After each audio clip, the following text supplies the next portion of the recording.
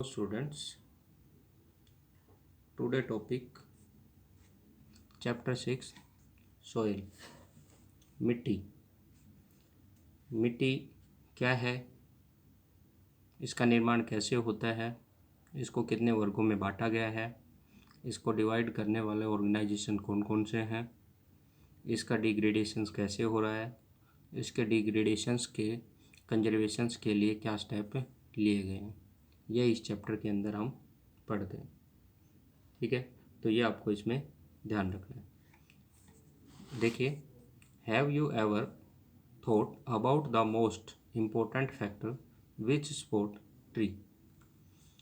आपने कभी उस सर्वाधिक महत्वपूर्ण कारक के बारे में सोचा होगा जो धरातल पर वृक्ष, घास और फसलों के जीवन के रूप में उनको पोषण करता है। विच support tree, grass, crops and numerous life from over the earth surface, जो विभिन्न प्रकार के जीव जंतुओं, घास, वृक्ष आदि को जीवन प्रदान करता है। Can one grow A blade of grass without soil. क्या आप मिट्टी के बिना घास का आप एक पत्ता भी उगा सकते हैं? नहीं, ये पॉसिबल नहीं है। विदाउट सॉइल के हम ग्रास को ग्रोविंग नहीं कर सकते। While some plants and organisms which are aquatic in nature can sustain in water. यद्यपि जलीय प्रकृति के पौधे और प्राणी जल में जीवित रहते हैं, परंतु क्या वे जल के द्वारा मिट्टी से पोषण तत्व ग्रहण नहीं करते? जल के द्वारा मिट्टी से पोषण तत्व ग्रहण नहीं करते। जल में जो मिट्टी के कण होते हैं उन्हीं से वो अपने जो न्यूट्रिएंट्स होते हैं वो रिसीव कर लेते हैं। Which are aquatic in nature can sustain in water, do they not drive nutrient from soil through water? You will realize that soil is the most important layer of the earth crust. ये मिट्टी जो है वो हमारी earth crust की सबसे important layer होती है और यही लाइफ गिवर लेयर के रूप में जानी जाती है, जीवन प्रदान करने वाली परत के रूप में जानी जाती। It is a valuable resources, यह एक मूल्यवान संसाधन है, रिसोर्सेज है, जो हमें डिफरेंट टाइप्स के जो फूड है वो प्रोवाइड करवाता है, भोजन उपलब्ध करवाता है। The bulk of our food and much of our clothing is derived from land based crop that grow in the soil. हमारा अधिकतर भोजन और वस्त्र मिट्टी में उगने वाली विभिन्न प्रकार की जो फसलें हैं वो ही हमें भोजन और वस्त्र उपलब्ध करवाती हैं। The soil on which we depend so much for our day to day need. जो हमारे को प्रतिदिन की जो आवश्यकता की वस्तुएं होती हैं वो भी हमें मिट्टी से ही प्राप्त होती हैं, हम उनके लिए भी मिट्टी पर ही डिपेंड हैं। The soil on which we depend so much for our day to day need has evolve over the thousands of year. हजारों वर्षों से हम मिट्टी से उत्पन्न होने वाले विभिन्न प्रकार की जो वस्तुएं हैं उन पर प्रतिदिन निर्भर रहते हैं। The various agents of the weathering and gradations, ये आपको ध्यान में रखना है। ग्रेडेशंस और वेदरिंग क्या होता है? वेदरिंग मीन्स होता है जो हमारी मेन रॉक्स होती हैं उनको डिसइंटीग्रेशंस करने वाले एजेंट। ये 3 एजेंट होते हैं। इसमें सबसे पहले होती है सनलाइट, उसके बाद होता है टेम्परेचर और उसके बाद जो होती हैं वो हमारे लिविंग थिंग्स वगैरह जो होते हैं, ऑर्गेनिजम्स होते हैं और ह्यूमन बींग्स वगैरह होते हैं, वो सारे इसमें इंक्लूड्स हो जाते हैं। सनलाइट जो होती है वो हमारे रॉक्स को एक्सपेंस करती है, उसका विस्तार करती है, और जब टेम्परेचर डाउन होता है तो फिर से श्रिंकिंग होती है और क्रैक्स में क्रैक्स आ जाती हैं। जो रॉक्स होती हैं उनमें क्रैक्स आ जाती हैं, दरारें पड़ जाती हैं, जिससे जो रॉक्स के मेन ब्लॉक्स होते हैं, लार्ज ब्लॉक्स होते हैं, वो डिसइंटीग्रेटेड होते हैं और फाइनर पार्टिकल्स में कन्वर्ट होते हैं। तो उसको हम वेदरिंग प्रोसेस का नाम देते हैं। इसको डिफाइन करना है, when rock blocks convert into the finer particle is known as weathering. When hard rocks convert into the finer particles या rock blocks convert into the finer particles is known as weathering. And gradations, gradation means होता है lower part, lower part के अंदर जो upper part से degrade और weathering हुए हमारे रॉक पार्टिकल्स हैं वो ट्रांसपोर्ट होकर के लोअर एरिया के अंदर डिपॉजिट हो जाते हैं और वहाँ पर सोइल्स की एक न्यू लेयर्स का डिपोजिशंस होता है, फॉर्मेशंस होता है, जो हमारे प्लांट्स, हमारे फूड्स, एग्रीकल्चर और अदर्स सॉइल से अफेक्टेड जो रिसोर्सेज हैं वो हमें उपलब्ध होते हैं। इसको हम एक डायग्राम के थ्रू देख सकते हैं। जैसे कि ये हमारे हाईलैंड एरिया होते हैं, इन हाईलैंड एरिया पर जैसे माउंटेन वगैरह होते हैं, रिज्ड एरिया होते हैं, प्लेटू एरिया होते हैं, तो इनमें सोलर रेडिएशंस इन पर इफेक्ट डालती है और जहाँ पर सोलर रेडिएशंस के फ्रंट में होते हैं वहाँ की जो रॉक्स होती हैं वो हाई टेम्परेचर्स के कारण से एक्सपेंड हो जाती हैं, उनका विस्तार हो जाता है, डे टाइम के अंदर वो फैल जाती है, नाइट टाइम के अंदर वो वापस श्रिंकिंग हो जाती हैं और धीरे धीरे ये एक्सपेंस और श्रिंकिंग होती हैं तो इनके बीच में क्रैक्स आ जाती हैं, ये दरारें आ जाती हैं। ये दरारें जैसे ही आती हैं तो ये क्रैक्स होती हैं, इनसे रॉक्स होती हैं वो डिसइंटीग्रेटेड होती हैं और ये फाइनर पार्टिकल्स के अंदर टूट करके गिरती हैं। ये फिजिकल प्रोसेस होता है। दूसरा प्रोसेस इसमें केमिकल्स होता है, जो हमारे एटमॉस्फेयर में डिफरेंट टाइप्स की गैस होती है, वाटर वगैरह होता है, इसमें ये वाटर में डिजोल्व होती है और फाइनर पार्टिकल में कन्वर्ट होती हैं। थर्ड इसमें आ जाते हैं ह्यूमन बींग्स या लिविंग ऑर्गेनिज्म, जैसे प्लांट्स वगैरह होते हैं, हमारे जो एनिमल्स वगैरह होते हैं और जो हमारे ह्यूमन बींग्स होते हैं, ये डिफरेंट टाइप्स के मिनरल रिसोर्सेज और अदर्स एक्टिविटी के लिए इन रॉक्स को डिसइंटीग्रेटेड करते रहते हैं, इनको तोड़ते रहते हैं। वाटर और एयर के थ्रू ये रॉक्स के पार्टिकल्स होते हैं, ये लोअर लेयर्स के अंदर आते हैं, लोअर लेयर्स के अंदर आते हैं और ये यहाँ पर ट्रांसपोर्ट होकर के, प्रवाहित होकर के यहाँ पर डिपॉजिट होने स्टार्ट हो जाते हैं। जब ये डिपॉजिट होते हैं तो ये लोअर पार्ट अपग्रेड होने लगता है और इसको ग्रेडेशंस का नाम देते हैं। इसको ऊपर उठान या इसको नाम दिया जाता है अवतलन की अवस्था, नीचे से ऊपर की ओर आना। और ये एक न्यू सॉइल्स की लेयर है वो डिपॉजिट हो जाती है, जिसमें डिफरेंट टाइप्स के जो हमारे मेन रॉक्स होते हैं, इनके न्यूट्रिएंट्स वगैरह जो होते हैं, इनके मिनरल्स वगैरह होते हैं, वो इनमें इंटरमिक्स हो जाते हैं।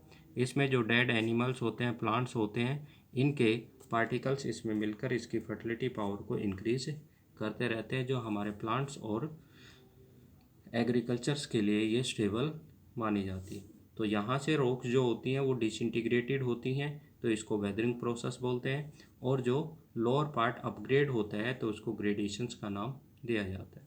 तो ये दोनों पॉइंट्स हैं, ये आपको इसमें ध्यान रखना। Gradations have acted upon the parent rock material to produce a thin layer of soil, जिससे मिट्टी की एक पतली परत का निर्माण होता है। नेक्स्ट आता है soil is the mixture of rock, debris, organic materials which develop on the earth surface. जो मिट्टी होती है ये हमारा मिक्सचर होता है चट्टानों का, मलबा जो डिब्रीज वगैरह, रोड़े कंकड़ पत्थर वगैरह जो होते हैं उनके, रॉक डिब्रीज जो होती हैं उनका, एंड ऑर्गेनिक मटेरियल्स, और जो जैव सामग्री होती है, जीव जंतुओं के जो डेड पार्टिकल्स वगैरह होते हैं, ये हमारे इस सॉइल्स में मिक्स होकर के हमारी अर्थ सरफेस पर मिट्टी की एक लेयर का फॉर्मेशन करते हैं।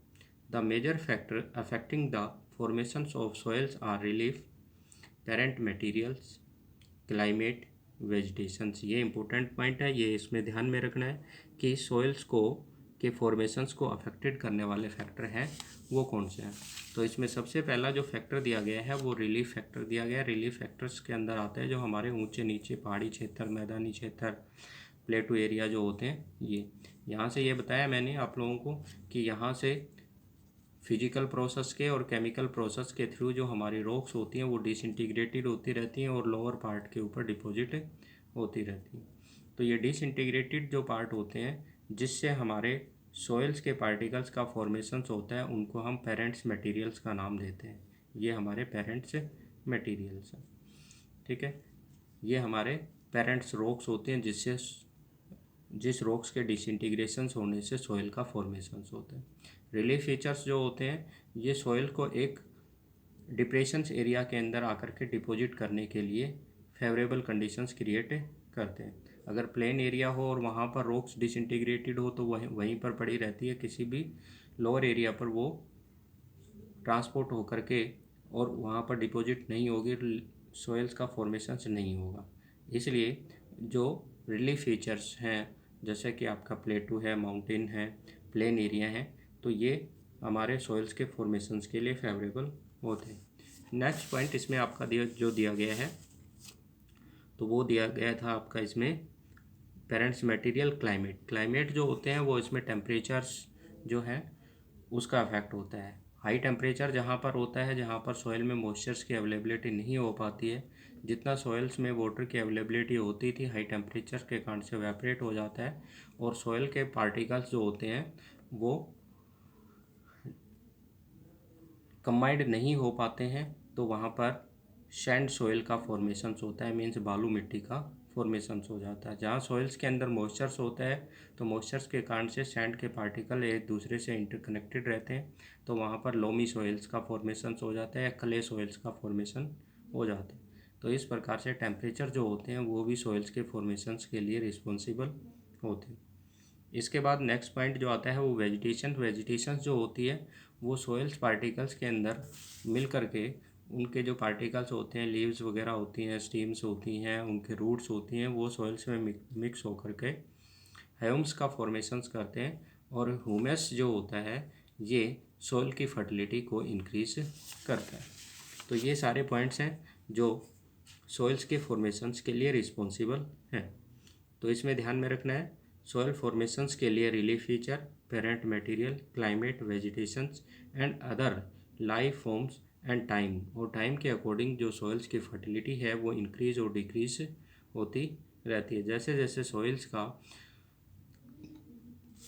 अधिक उपयोग किया जाता है, उसमें इंटेंसिव एग्रीकल्चर की जाती है, तो वैसे वैसे उसकी फर्टिलिटी पावर रिड्यूस होती जाती है। उसमें जो नेचुरल न्यूट्रेंट्स होते थे वो नेचुरल न्यूट्रेंट्स हैं वो रिड्यूस हो जाते हैं और सॉइल का डिग्रेडेशंस होना स्टार्ट हो जाता है। जैसे जैसे एज इंक्रीज होती है सॉइल के जो पार्टिकल्स होते हैं वो भी फाइनर पार्टिकल्स में कन्वर्ट होने स्टार्ट हो जाते हैं। लार्ज पार्टिकल्स होते हैं वो एक दूसरे से फ्रिक्शंस वगैरह करके, घर्षण वगैरह करके फाइनर पार्टिकल्स में कन्वर्ट हो जाते हैं और बिल्कुल फाइनर सॉइल्स का फॉर्मेशन हो जाता है। तो ये एज और टाइम भी डिपेंड करता है।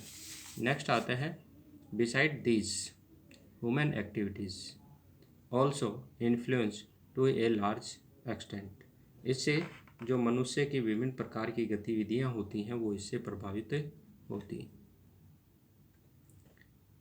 Components of the soils and minerals particles, ये ध्यान में रखना है सॉइल्स के मेन कंपोनेंट्स क्या हैं, उसके घटक क्या हैं। Component of soils are mineral particles, जो रॉक्स के डिसइंटीग्रेटेड होने से सॉइल के अंदर मिनरल के पार्टिकल्स इंटरमिक्स होते हैं तो वो मिनरल पार्टिकल्स। ह्यूम्स जो हमारे प्लांट्स और एनिमल्स के डेड पार्टिकल्स होकर के मिट्टी के अंदर जो है वो ह्यूम्स का निर्माण करते हैं।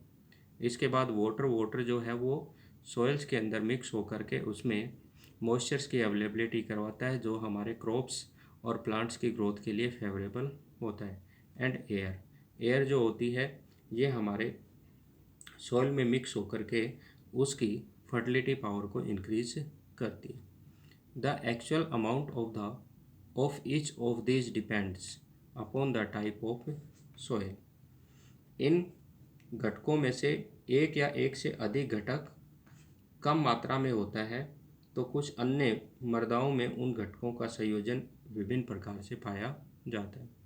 The actual amount of each of these depend upon the type of soil, some soils are deficient in one or more of these, इनमें से कुछ जो मिट्टी के प्रकार होते हैं इनमें से ऊपर के जो कंपोनेंट्स हैं सॉइल्स के उनमें कोई में अधिक रहता है तो कोई में ये कम रहता है।